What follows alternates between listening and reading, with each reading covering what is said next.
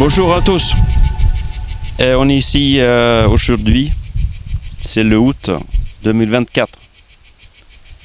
Et j'ai un rendez-vous ici aujourd'hui avec Melody Johansson, la réalisatrice d'un film ici à Blancardie que nous avons tourné l'été dernier, 2023. Et le film, il s'appelle L'été hanté. On peut aussi l'appeler L'été hanté 1, j'ai compris. Bonjour Mélodie. Bonjour. Ça fait 2 ans que tu prépares ce film. Et comment tu sens après l'avoir vu en entier et terminé? Je suis assez impressionnée parce que c'est la première fois qu'on fait un film. On est des amateurs. Et donc en plus ça me rappelle plein de nouveaux souvenirs de ce qu'on avait passé l'été dernier. Et ouais, je suis très impressionnée d'avoir vu. Tu penses que ça c'est une expérience qui peut plaire à tout le monde, à peu importe quel, et tu penses que tu vas la faire encore une fois ou c'était pas un truc pour toi? Je pense que je voudrais le faire plusieurs fois même, parce que j'ai déjà plein de scénarios en tête. Par exemple, l'été prochain, je voudrais faire le film numéro 2. Et l'été encore après le numéro 2, je voudrais faire le numéro 3, donc l'été hanté 3, en Corse.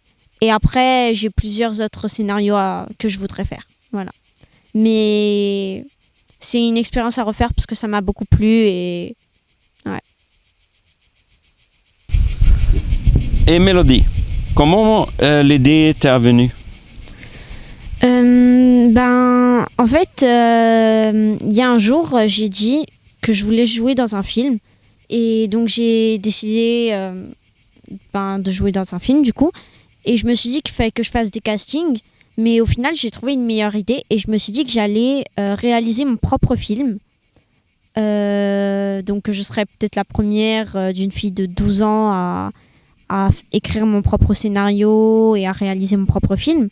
Et je me suis inspirée de plusieurs histoires suédoises, donc plusieurs films et plusieurs livres que j'ai lus. Et en m'inspirant de tous ces films et livres, j'en ai fait un scénario qui a donné cette histoire. Impressionnant. Très bien. Tu as un but? Oui, j'avais un but pour faire le film. C'était de ne plus avoir peur de films qui me faisaient peur, comme par exemple des thrillers psychologiques ou des choses comme ça. Et parce que je me suis dit que si jamais on faisait des effets spéciaux ou si on faisait un film thriller psychologique aussi, j'allais moins avoir peur. Et maintenant, tu as moins peur? Non, parce que il s'est passé plein de choses, on va dire, irréelles ou bizarres. Enfin, je sais pas comment expliquer.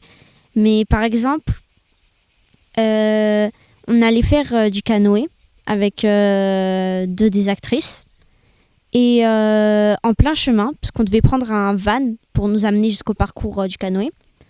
Et en plein chemin, le van il s'est arrêté et je crois qu'il avait plus d'essence ou plus de batterie. Et le van il venait de Marseille, donc de 13, donc 13 comme la chambre 13 dans le film. Pareil, du coup au canoë, il y a eu une des actrices qui a eu un accident du coup en canoë. Et donc on a utilisé pour faire le film le rêve de Lucie dans le film. Et après, il y a aussi ici, à Blancardie, il y a eu un meurtre d'une dame. Et c'est la propriétaire de Blancardie qui me l'a dit. Et qui m'a expliqué comment elle était morte. Et elle m'a donné un papier où il y avait tout écrit. Et le nom de la dame qui était morte ici, quand je suis rentrée chez moi, elle était écrite sur une des poubelles en haut de mon quartier. Je comprends. Hein. Donc voilà. Après, en plein tournage, il y avait un moment où je devais être sous le lit. Et il y avait quelqu'un qui devait sauter sur le lit pour faire grincer les lattes. Sauf qu'en sautant sur le lit, il y a une latte qui s'est cassée et c'était la latte qui était au-dessus de mon visage. Donc je me suis fait griffer par la latte et on a eu tous très peur.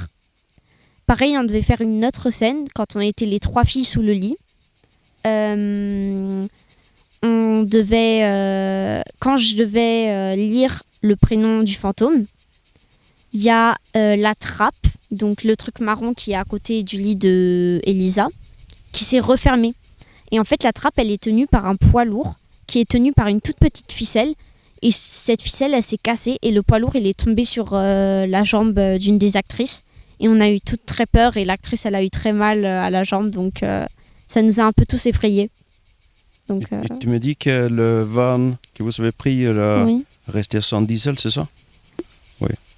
Et après, on a eu une première le 24 août, Oui. juillet, 24 juillet. Oui, 24 juillet. Et le 24 juillet 2024. Ah, Et ça, qu'est-ce qui se passait à La Roque là? Parce qu'on a tourné le film à La Roque. Il y a une rivière qui s'appelle l'Hérault, le même comme le département qu'on est dans le 34. oui. Ouais. En fait, c'était assez bizarre parce que notre film, donc, on l'a tourné à la rivière de La Roque. Surtout sur la cascade où je marchais. Et en fait, c'est l'affiche du film.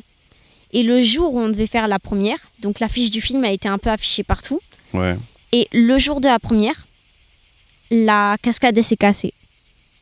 La cascade Elle s'est effondrée. cassée. Ouais, elle s'est Le effondrée. même jour que vous avez eu le premier de film. Oui.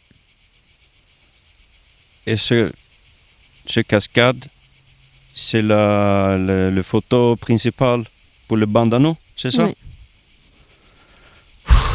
Ça, c'est horreur, ça. Hein? Ça donne le poil, hein? Ouais. Ok, je ne sais pas si on a courage pour continuer cette interview, mais entretien, mais... Allez, tu as quelque chose de plus de me compter? Non, pas de spécial. Non? C'est bon? Oui. Bah, merci bien, Melody Johansson, et je te donne toutes les best wishes pour toute la vie, quoi. Merci. Merci à toi. Merci. À bientôt. À bientôt. Ouais.